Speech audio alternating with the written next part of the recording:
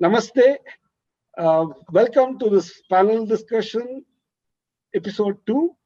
This is an eminent panel discussing the challenges, issues, and the solutions for encouraging advanced student projects in the world of leveraging our ancient Indic scientific and technological contributions. And what I would want to share is, while this is an interesting topic to a lot of people across entire country and perhaps the world, it's also important to know how to go about doing it, what kind of incentivization can be done. And specifically, we are talking to these professors who have been guiding students who have won the Vishwakarma Prize in IIT Madras. So that's the panel. So Rajiv ji, may I request you to share your thesis that you would like to present so we can have the eminent panel respond to your thesis, your provocative thesis. So as a computer scientist, I spent most of my life studying algorithms. So I think the Indians discovered algorithm rather than model. And so what is the algorithm for building steel, or what is the algorithm for, improving your teeth or doing something? And this algorithm can be tested, and then a better algorithm can be developed without need necessarily for a model per se.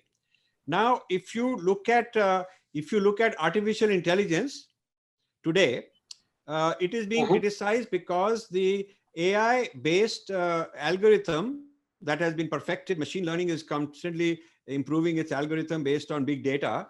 If you ask them, give a theoretical proof of how this algorithm works, they are not able to do so. In fact, they are being told that your algorithm is biased based on race or gender or something like that. Unless you can prove how you reach the conclusion. Why did you recommend that these are the 3 best candidates for this job? What is the logic? And these people in AI saying we cannot give you the model that the algorithm uses, because the algorithm is learning heuristically. It is learning heuristically. It is a very pragmatic, empirically based approach. So a possibility that I put on the table is that Indian knowledge system was a kind of similar to machine learning, and basically using experience. Experience is the big data. You keep improving your algorithm. So you keep making better idlis because you make it this way, then the people like it more. You make it that way, people don't like it. Then you add this masala, then you change the temperature. So you are constantly experimenting and constantly improving. So therefore, the Indians were algorithm builders, and similar to machine learning today. This is a theory. This sort of says, this is why I wrote this book on AI. People ask, what's the relevance with Indian traditions? And I wrote this book on AI to bring my original, career, which was in AI 50 years ago, into the modern context. And that I feel that AI has brought to the forefront today a kind of an approach to knowledge which is algorithmic rather than model building. What do you think of that? Beautiful. I think, Professor Murthy, how would you like to take on what Rajiv is proposing? Is our knowledge system based on models, or is it algorithmic? And if so, are the empirical algorithms that pragmatically work, and therefore it has been built up in a very big way, therefore we could do the contributions? Professor Murthy. If you don't mind, I beg to differ with Professor Rajiv. Just because I don't know something does not mean it doesn't exist. This is where I want to start with. Okay. In my view, most of the Indian system must have been, I would say must have been, because I don't know. Okay. Based on real theoretical models. Only thing is, what we see now is only the algorithm part of it. The theoretical science part of it, possibly because it was not documented, as Lakshman was telling, it started in orally, somewhere the chain got broken, and as a result, we do not have it. But at the same time, in the last 50 years after independence or so, or now 75 years we are talking about, people did not take it up seriously, because we somehow, we have been somehow got, I would say, tuned ourselves that possibly we are not the best, and people on the other side, on the west, are possibly the best. So I have to accept whatever they say about me. And as a result, true inquiry into that. Okay, people doing PhDs. For example, when I wanted to give this nano copper things to my PhD student, okay, he was telling me, sir, will I really get a PhD? Will some professor somewhere, if I send this thesis, will he accept that thesis? Okay, and because most of the things that are being done is, they will say these are all empirical. Okay, where is the science that you are bringing in? So unless a large number of people do research into this, and the government has to support, I don't think. I mean, until, again, I'm sorry to go into politics, until possibly BJP came into picture, nobody even wanted to support research on this kind of a thing. Okay, so for many years, 60 years after independence, we did not touch this. It is only now we are, for example, Indian knowledge system. Every IIT is trying to have. We have a cell, Indian knowledge system cell at IIT Hyderabad, where we are trying to pick up every one of the Indian scientific thing. And I am requesting my faculty. I say, I will give you funding. Are you interested to do research? Okay. Beautiful. So unless we do this, maybe 50 years down the line, we will be able to prove to the world that there was science behind it. It was not just algorithm, but it is solid models were there. But at the moment, I have to agree with Professor Rajiv that we do not see that model. We only see the algorithm. Okay. Here is Rajiv ji giving this proposition, saying that, look, we are algorithmic. Perhaps we didn't have theoretical models. And here is Professor Bhupti saying that no, there has been scientific thinking. The experts who put together these algorithms must have had those theoretical models. Perhaps the documentation is poor. Perhaps the basis on which these algorithms have been constructed are still not fleshed out. Therefore, there's a lot of effort needed to be able to do that. And he is so positive about the fact that this kind of a research has opened up a lot of vistas for youngsters to look into what can be done, what needs to be done. I think that's a beautiful take in this panel. So, Rajiv, would you like to? Brilliant faculty from IIT should work on this. Then you will see what's going to happen. So I'll bring in another piece of evidence. You know, the great mathematician Srinivasa Ramanujan could not prove his theorems. In fact, but that was a Western construct, Rajiv ji.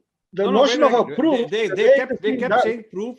They said, wait, he had a certain intuitive approach to establishing a certain theorem, but he had a big argument with Bertrand Russell and other people, saying you cannot consider it valid unless you have a theory, unless you have a proof.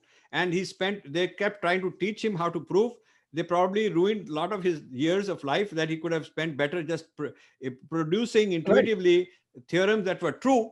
But he didn't see any point in proving it. And then ultimately, the answer he gave is that the goddess speaks to me and gives me this. When they said, "How do you know? You are writing this theorem which is true, but how did you figure it out?"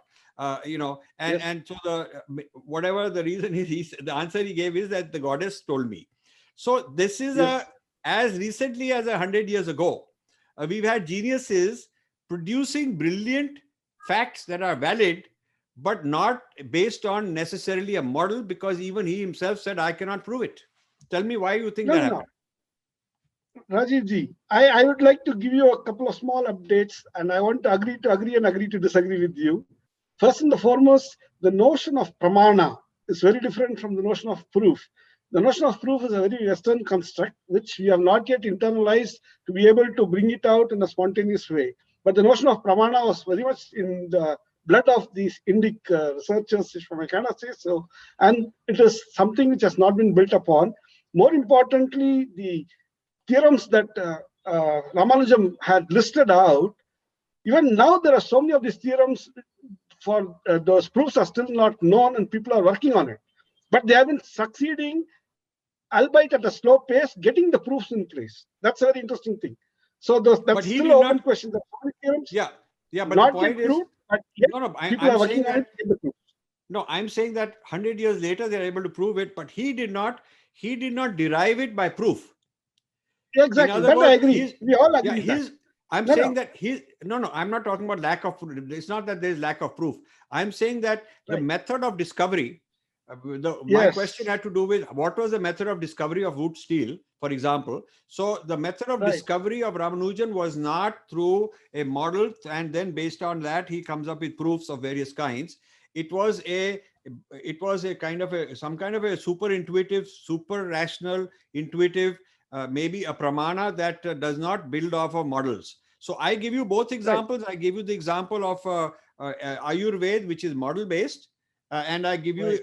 other. I give you. I think there are, that there is the other methodology also that the Indians have had, which is not necessarily model based but algorithmic, and it is all heuristic, and the ability to internalize the big data without the Right. use of without the need of a supercomputer with AI machine learning in it, human being being the learning system that I Right. am experiencing, and I'm learning so much. My mind can handle so much capacity. I'm learning, and I'm able to come up with amazing new discoveries without a model. I think this is actually an accomplishment of a higher mind. Right, right, right. Exactly. That's the whole point, Rajivji. What you're bringing out is exactly the basis on which our scientific heritage has been built up over a period of time in terms of the demonstrable impact. We need to perhaps work backwards to retrofit what Western notions of proof could be, should be, or model should be. And I think Yes, that's a huge opportunity. But more yes. importantly, I just want to kind of take you off from there because this is a very important topic that you brought up, Rajiji, and that's something which we should talk at length. But I want to bring back the focus onto the second part of what Professor Murthy shared. And that is something which is very important. It's about how do we build that robust Indic identity best practices such that the difficulties and challenges that Professor Murthy was talking about, talked about the fact that the current dispensation in the center is ready to open up its purse and fund some projects which are in quotes esoteric, like how people otherwise think, right? So how do you build up that motivation for the students to take it up? Because he was talking about the fact that students used to ask, will this earn a PhD? Will the people look at the PhD thesis if it's sent abroad? Will they really appreciate the contributions, etc., etc.? So, Rajiv ji, your thoughts on Professor Murthy's second part of his statements? Well, I think uh, you know, the government motive may be different. It may be more about, you build an identity, it has political value, because people who have a certain identity, will think a certain way. They'll be better citizens. They'll be more patriotic. They'll be more rooted. They'll be emotionally better off. That sort of thing. I think there's that kind of a rationale, continuity from one generation to the next. So there are many other advantages. I've talked about the Indian grand narrative as a major project that's lacking, that ought to exist. Uh, the question is, what would be the relationship between that and scientific discovery? Would To what extent would having an identity enhance my methodology, my praman for scientific discovery? No, And I here would I like would, to step in here, Rajiv ji, if you don't mind. The students, how do you motivate the students to take up these kinds of projects? That's the question. yeah. So I would say that if you look at one of the methodologies that I find happening in the traditional Indian systems, which could be of relevance in solving the problem today, is that they always wanted to cultivate a higher mind through meditation, through sadhana, because the problems were not solvable with the ordinary indriyas. They required a certain kind of a consciousness, clearer, stable, still able to witness, perceive both internally and externally. I think our ancestors had much sharper observation skills, and they had a multi-sensory ability to cognize things that we can't do so without instruments, and even then we can't do so. So I would say that a kind of each individual's training as a kind of in what is called adhyatma vidya, inner sciences, would be a very Right. important requirement. Now, the one university doing this in the US is the Maharishi International University. I have known those people for a long time. I knew Maharishi for a long time. Everybody who joins that university for the undergraduate, he goes through this transcendental meditation and a lot of meditation, and they teach him Jyotish and they teach him all kind of practices because they feel that this is part of what would make him a better scientist or a better writer or a better musician. That's interesting. And it's very interesting. You look at the statistics, the SAT scores, which indicate the kind of person at high school who joined, and the GRE score, which tells you what kind of a graduate finished the undergraduate for postgraduate work. You find that the SAT scores of the input coming into the university show that they are 50, 60, 70 percentile people. They're average people. They're not brilliant. They're taking ordinary people. And by the time the person graduates, his GRE scores are like 95, 98. So they're taking ordinary people, and through this sadhana, they're turning them into much above average output. This is a very good empirical test that the Vedic system of knowledge, trying to sharpen your mind and your cognition, has value. I would say that India lacks that. Indian IITs and all these places should place a huge emphasis on cultivating the inner ability, the adhyatmic ability of students. And then these students will be interested in these things. Beautiful. Maybe I should ask Professor Manivannan, what do you say, Professor Manivannan, to what Rajiv ji is proposing?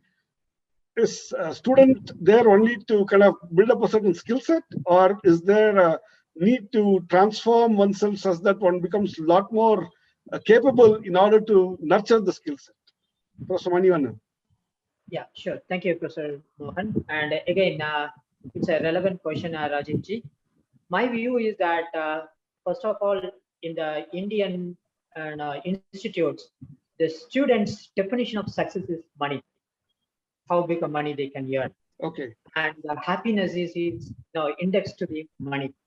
So it is not that somehow we'll have to give an alternative to the students.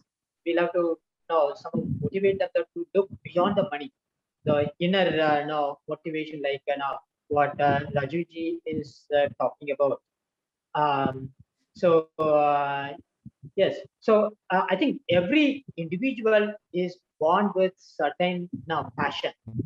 So we'll have to handhold them to follow their passion instead of focusing on computer science or mechanical engineering or whatever it is. We have to become interdisciplinary and ask them to follow the passions, give them the tools to follow the passions. And everybody, I think, needs to follow the passions instead of just the money alone. I think happiness or inner, identifying their own strength, looking inward is, I think, is most important. And as an education system, I believe we should encourage instead of forcing them to learn Sanskrit or Tamil or anything else. So look inward is what we have to tell them. Right now, the students are looking outward. Right. Thank you. So essentially, what you're kind of saying is that the basis for even studying Sanskrit or Tamil, Sangam Tamil, or any of the literature would be the first step is to help the student become a better human being, not only looking outwards for gathering skills, but looking inwards to tap the inherent intrinsic energies that can enable one to focus better. So that's a very interesting point. Maybe I should ask Professor Lakshman, what do you say to this? Do you encourage your students to go into the inner journey as well to be better students? Yes, as a matter of fact, what Professor Rajiv said is right to some extent, but I don't agree with him that we don't follow it in our educational system. That's something which I would like to say. It's not done in the institute campuses, but it is done at their homes, if you look carefully. Right? So that's a very interesting point. This is nothing new for India, right? You had a curriculum system. When does it change? Right. The new way of education was brought in. Why it was brought in, right? And then we started following. The chain was broken and we started one particular aspect. Therefore, we are doing this kind of an education system. It doesn't take much time for us to look back, prove them that those are the ways that you learn much better and faster, number one. That has to be said to them right and above, and it'll ask them to look inward. Then second, given the current scenario, can I use the word, the rat race which is existing, right? Nobody has the patience to listen. That's one. That is where we need to Right. say no, as Professor Manivannan pointed out. The happiness is not back to your career where you land up or what money you put in your pocket. It's about the happiness you get when you do a job. Once they realize it, I'm sure that they would be in the right path. And Professor Murthy's point with respect to faculties involving, I'm actually, you all know, the people here would surely know, for example, our own Department of Science and Technology has a new project which is called as Science of Heritage Research Initiative, which actually I've seen last year, 2 years back when we submitted a proposal. I see a lot of professors from various parts of India have come from different perspective of science, not only metallurgy, archaeology, Okay. analyzing the old iron, analyzing towards various aspects, paintings, minings, etc. It's actually a right initiative, that thing which we are looking at to find out what we lost. Probably we didn't lose it. I won't say we lost it. Rediscover it and move forward. That's what is my point. Wonderful. Wonderful. I should ask Professor Sampath Kumar, what do you say, sir, about what Lakshman says? Professor Lakshman says, how do you say that learning has not only been formal in the institutional setups like IIT, but it's also been informal in the home, where you pick up a lot of gyan, a lot of knowledge that really aids in your formal studies as well. So, Professor Sampath Kumar. Yeah, thanks.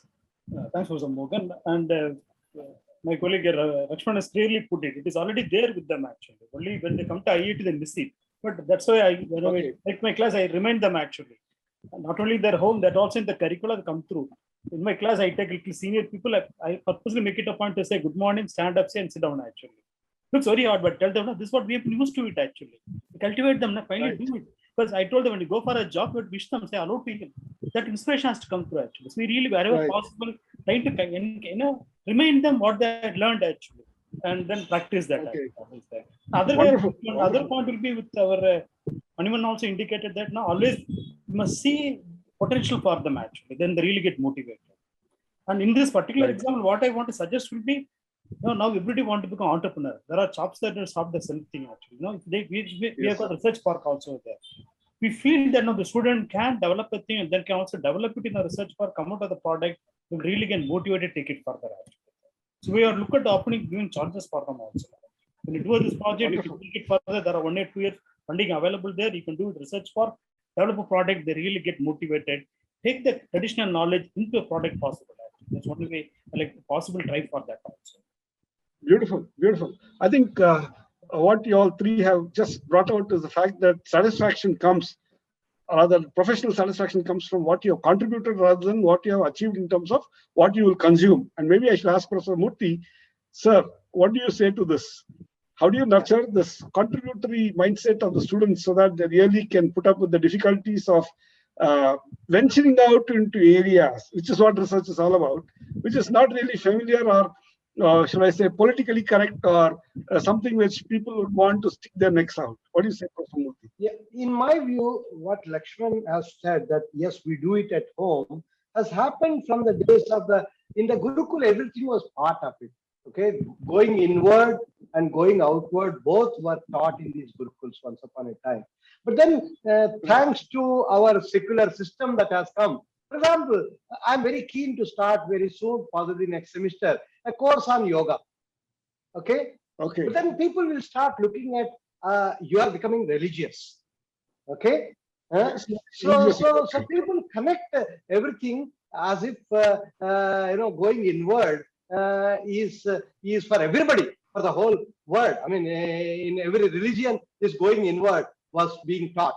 But then you start giving colors to this in our current way of looking at that, becomes a little bit of problem. That is the reason why people at the educational institution level, nobody is trying to do it because of these issues. Whereas you tend to do it at your own homes because that is your private way of looking at it. But as Professor Rajiv talked about it, this is nothing private. Okay, growing the inner growth is something which is going to support your professional growth. For example, I can tell you my meditation has significantly helped me to be more efficient in my work. I've seen this for the last 15 years. Okay, that my efficiency in my work has significantly happened thanks to the meditation that I keep doing it. So this is something that is important to be brought from the younger age into the students and ensure that every student gives importance to this. And if that happens, you will see that the next generation that is going to grow will be going, I mean, I call it as flying with both the wings. Okay, you will be flying with both an inner growth and an external growth, both happening simultaneously.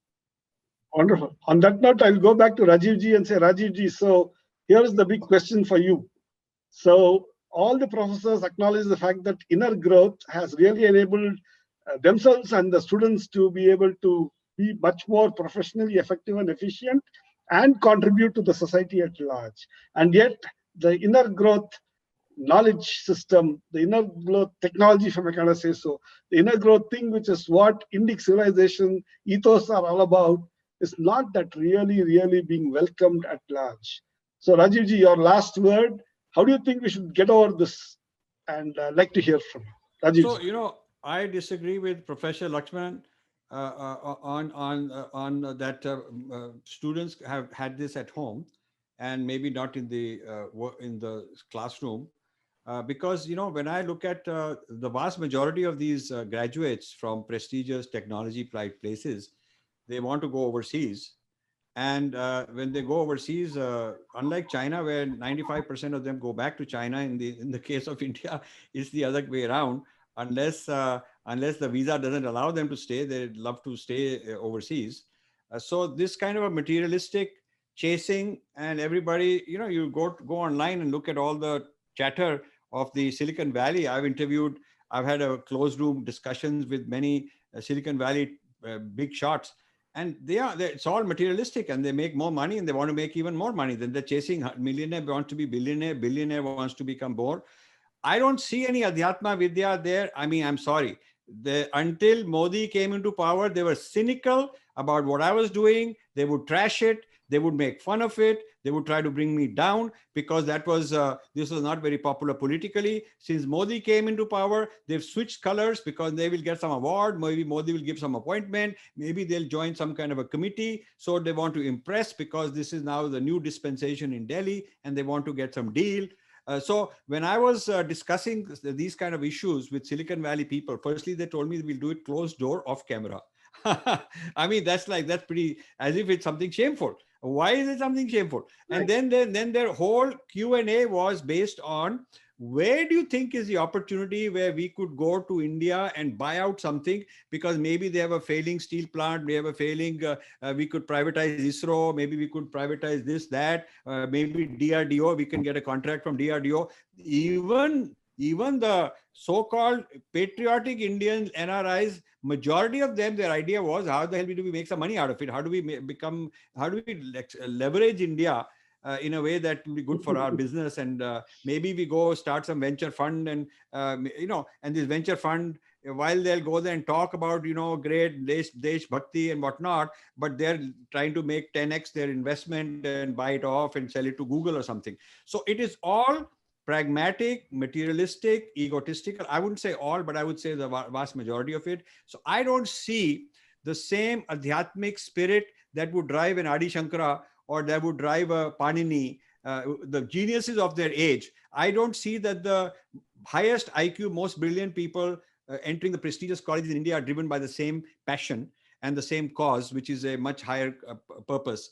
Believe me, I gave up everything 25, 20, 27, 28 years ago from a materialistic success to pursue this, hoping and I was very confident that many others will join me, because there are so many successful Indians who made more than enough. They don't need to keep making more money, but I'm very disappointed. The only way that Indians want to join and get funding these things is when they feel that it will help them politically back in India or something. So my experience, based on people I've interacted with, is not been as positive, that their upbringing in homes was of a very solid inner adhyatmic kind.